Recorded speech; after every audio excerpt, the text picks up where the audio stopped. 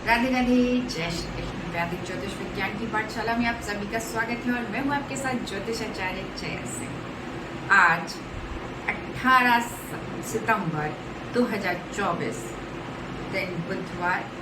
आज ग्रहण था, सुबह हुआ था, तो आज हम ग्रहण को जो बीत गया है उसको हम समझेंगे कि उसका क्या प्रभाव पड़ेगा हमारे देश पर, विश्व पर और हमारे ऊपर भी उनका क्या प्रभाव पड़ रहा है। तो इनको हम जरूर समझेंगे, लेकिन उससे पहले उसके सूक्ष्म बिंदु हैं वो हम इसके साथ डिस्कस कर लेते हैं। सबसे पहले तो ये चूंकि ये विक्रम संवत 2081 है और भाद्रपद का महीना है, शुक्ल पूर्णिमा को ये ग्रहण लग रहा है, जहां से आज उत्तर पक्ष शुरू हो जाता है। तो ग्रहण के साथ शुरू हो रहा है और योग क्या बना हुआ है, गंड योग बना हुआ है और करण वव है। अब यहाँ पर देखिए तो जो ग्रहण लग रहा है वो पूर्व भाद्रपद में ग्रहण लग रहा है। चंद्रमा वहां पर स्थित है, वो भी चतुर्थ चरण में है, उत्तर भाद्रपद में जाने के लिए तैयार है। और यहाँ अभी वो ब्राह्मण बना हुआ है, जलचर है, योनि इनकी सिंह है और मीन राशि है और तत्व इनका जल है और वर्ग इनका सर्प है। पाया जो नक्षत्र पाया है और राशि पाया है दोनों ही तांबे का पाया है, जो कि अच्छा नहीं होता, शुभ नहीं होता। अब यहाँ पर ग्रहण जो है वो सुबह 7:44 से लगा था और उसका जो मोक्ष है, मतलब खत्म होने का टाइम वो था 8:46। तो इस समय ग्रहण खत्म हो गया। चूंकि यहाँ पर सुबह की टाइम पे ग्रहण लगा था, इसलिए भारत में दृश्य नहीं होगा, भारत में इसका सूतक नहीं माना जा सकता। पर ग्रहण का प्रभाव मेदिनी ज्योतिष में तो पड़ता ही पड़ता है, यानी कि देश के चीजों का जो विचार है और विश्व की का विचार, मौसम का विचार, इसके द्वारा तो देखा ही जाता है। इसका प्रभाव हम देखते ही देखते हैं। तो आइए समझते हैं। यहाँ पर कन्या लगन उदय हो रहा है भारत देश के लिए, दिल्ली के लिए। और कन्या हमारे वृषभ राशि से पंचम भाव है। पंचम भाव किस चीज का होता है? शिक्षा का होता है, बुद्धि का होता है और साथ ही साथ विद्या का होता है, संतान का होता है। तो ये इन सब भावों का उदय लगन में हो रहा है और वहां पर सूर्य स्थित है, जो कि द्वादशेश के साथ स्थान परिवर्तन कर रहा है। यानी कि सूर्य द्वादशेश होकर लगन में बैठा है और लग्नेश बुध द्वादश भाव में गया। यहाँ पर शुक्र नवमेश और द्वितीयेश है और वो नीच का सूर्य के साथ स्थित है और अपनी राशि परिवर्तन करने के लिए तैयार खड़ा हुआ है। 29°41 का है। और इधर जो बुध है, जो लग्नेश बने हुए हैं, वो 19 तारीख को अस्त होने जा रहे हैं। तो यहाँ पर जो ये ग्रहण का समीकरण बना है वो बहुत सरल नहीं दिखता। यहाँ पर जो बुध है वो शनि जो षष्ठेश और पंचमेश है उनसे भी दृष्टि है। अब चंद्रमा को देख लेते हैं। चंद्रमा गुरु के नक्षत्र में है इस समय फिलहाल, और गुरु यहाँ पर जरूर शुक्र की राशि में, वृषभ राशि में नवम स्थान पर बैठ करके लगन को बल प्रदान कर रहा है और साथ ही साथ पंचम भाव को भी बल प्रदान कर रहा है। यहाँ पर मार्केश सप्तमे द्वितीयेश का संबंध लगन से, द्वादश भाव का संबंध लगन से, केतु का संबंध लगन से और गुरु फिर एक बार मार्केश का संबंध लगन से। ये सारी चीजें जो कॉम्बिनेशन है वो देश के लिए, स्पेशली बच्चों से रिलेटेड, संतान से रिलेटेड, शिक्षा से रिलेटेड, वाणिज्य से रिलेटेड और जो भी स्टॉक मार्केट से रिलेटेड और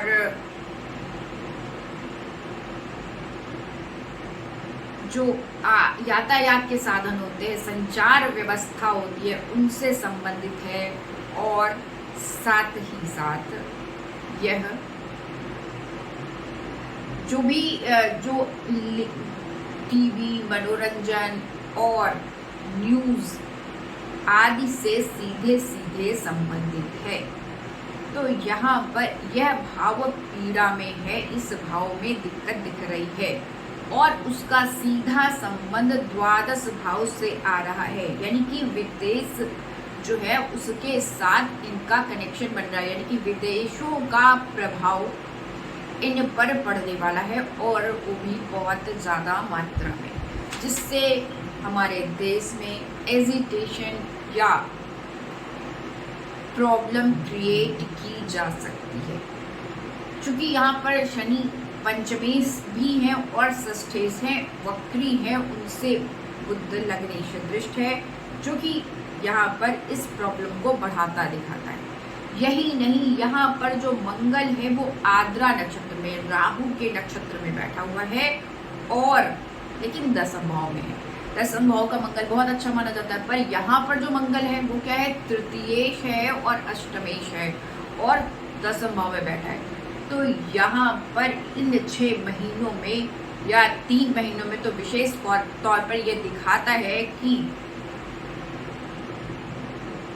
कुछ सरकारें जा सकती हैं, जिनके भी जहाँ पर भी इलेक्शन हो रहे हैं वहाँ पर सरकारें जा सकती हैं। इसके अलावा कुछ जगहों पर राष्ट्रपति शासन जैसी व्यवस्था भी होने की संभावना है या फिर कड़े नियम लागू हो सकते हैं। ये संभावना यह चार्ट क्लियरली दिखा रहा है और इसका भी संबंध लगन से बना हुआ है। तो लगन में एक प्रोटेक्शन जरूर है गुरु का, परंतु बहुत अधिक पीड़ा होने की वजह से स्टॉक मार्केट में बहुत ज़्यादा उतार चढ़ाव 3 महीने में दिखाई देगा। साथ ही साथ जो न्यूज़ है, जो फेक न्यूज़ है, जो विदेशों से प्रचारित की गई न्यूज़ का भी माध्यम बनाई जाएगी और विभिन्न तरीके से पूरे देश में एक एजिटेशन का माहौल बनाने का प्रयास किया जाएगा। इसलिए सतर्कता बहुत ज़्यादा जरूरी है। ऐसे में कुछ बड़ी मान हानि भी हो सकती है, ऐसी संभावना को यह चार्ट प्रकट करता है। अब इसको हम ऐसे भी समझेंगे कि जो शास्त्रों में क्या दिया गया, तो शास्त्रों में दिया गया यदि बुध दक्षिण गमन करता हुआ तीनों पूर्वा और तीनों उत्तरा को घात करे, यहाँ पर पूर्वा भाद्रपद में बुध बैठा हुआ है, तो ऐसी स्थिति में धातुवाद और धातुओं के ज्ञान वालों को भी पीड़ा होती है। यही नहीं, भद्रबाहु संहिता में अन्य जगह पे लिखा हुआ है कि यदि मीन राशि में ग्रहण होता है तो जल संबंधी प्रॉब्लम आती है, जल जंतुओं को प्रॉब्लम आती है। साथ ही साथ जो जल से आजीविका चलाते हैं, जिसमें नाविक हैं या जो नौ सैनिक होते हैं आदि, इनको भी परेशानी आ सकती है। तो इसलिए आपको इन जगहों पे संभावना है दिक्कत होने की। और पूर्व भाद्रपद में जब ग्रहण होता है तो कष्ट होता है, ये भी पाया गया है, क्योंकि ये गुरु के भाव, गुरु का नक्षत्र है। तो इस प्रकार से जो हमें लगन मिल रहा है वो पीड़ा में मिल रहा है और पीड़ा की वजह से हमारे देश में जो भी जितने भी इलेक्शन अभी होने वाले हैं, भावी इलेक्शन हैं जितने भी, वो जो होने वाले हैं 3 महीने के अंदर, उसमें सत्ता परिवर्तन स्पष्ट तौर पर दिखाई पड़ता है और कुछ जगहों पर शक्ति द्वारा नियंत्रण करने की कोशिश की जाएगी, ऐसा भी दिखाई देता है। और कुछ जगहों पर मिलिट्री शासन या फिर राष्ट्रपति शासन लग सकता है। अब इसको राशिवारी भी देख लेते हैं, क्योंकि सभी लोगों को राशि से संबंधित चीज़ों की बहुत ज़्यादा कंठा होती है और बहुत ज़्यादा इसके प्रति वो रहता है कि हमारे राशि में क्या चल रहा है। तो आइए समझते हैं। यहाँ पर मेष राशि से छठे भाव में ग्रहण और 12वें भाव में आ रहे हैं, तो मेष राशि के लिए ये ग्रहण ठीक है और मंगल तृतीय भाव में जा रहा है। तो यहाँ पर जो मेष राशि वाले जातक हैं, चंद्रमा यदि मेष राशि में है या लगन मेष राशि का है, तो वो पराक्रम करेंगे। उनकी नौकरी अगर नहीं है तो मिल जाएगी, नहीं तो नौकरी में अच्छा करेंगे। अब वृषभ राशि के लिए देखते हैं, तो वृषभ राशि के लिए उनके संतान से संबंधित थोड़ा कष्ट जरूर आ रहा है, पर वहाँ पर प्रोटेक्शन भी है, गुरु बैठा हुआ है, तो अच्छा जाएगा, सामान्य जाएगा।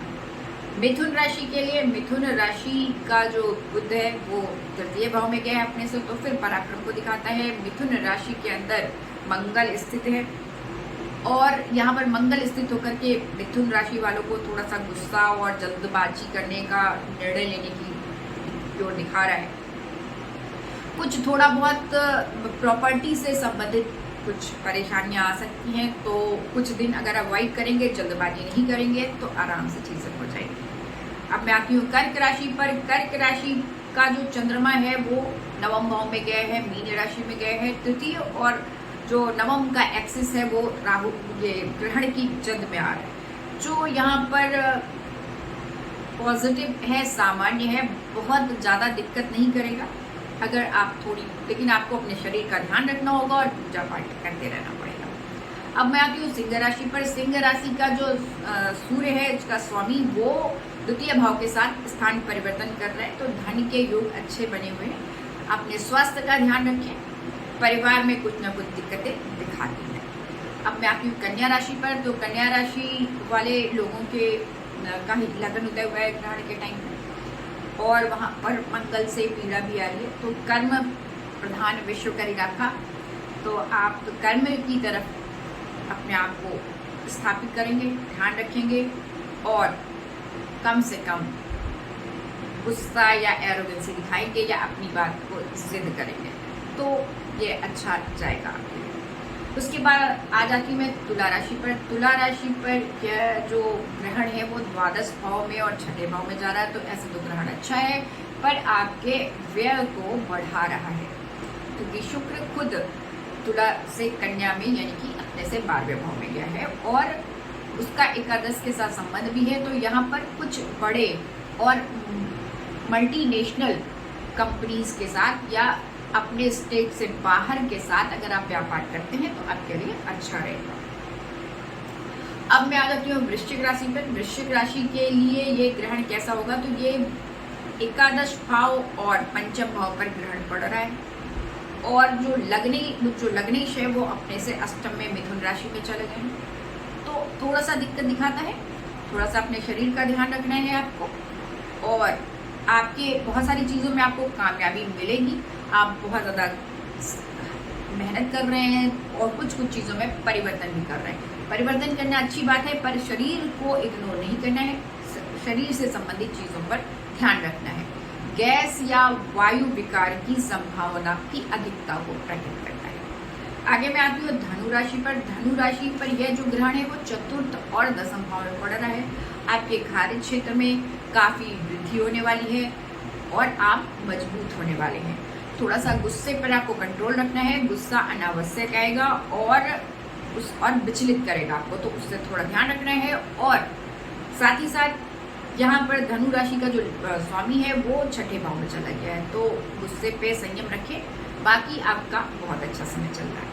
अब मैं आती हूँ मकर राशि पर। तो मकर राशि के लिए यह ग्रहण अच्छा है, अपने से द्वितीय भाव में शनि गया है, पर वो वक्री है, पर पंचमेश के साथ उसका संबंध बना हुआ है, तो धन संबंधी चीज़ें अच्छी हो रही हैं, पॉजिटिव हो रही हैं, और आपका विदेश गमन भी हो सकता है। विदेश के लिए भी अच्छा समय बता रहा है, क्योंकि यहाँ पर जो गुरु है वो द्वादशेश है और वो इसको देख रहा है। अब मैं आती हूँ कुंभ राशि पर। तो कुंभ राशि पर जो कुंभ राशि का स्वामी है खुद वो स्वयं अपनी राशि में बैठ करके उसको बल प्रदान कर रहा है, साथ ही साथ उससे द्वितीय और अष्टम भाव पर पीड़ा है, तो अचानक से किसी बड़ी विपत्ति की संभावना को जरूर दिखाता है, जो कि परिवार से संबंधित हो सकती है। परंतु आपको वाणी पे संयम रखना है, विचारशील बनना है और इस समस्या से बाहर आना है। और कुछ अचानक से परेशानियां आ सकती है, तो उसे ध्यान रखना है।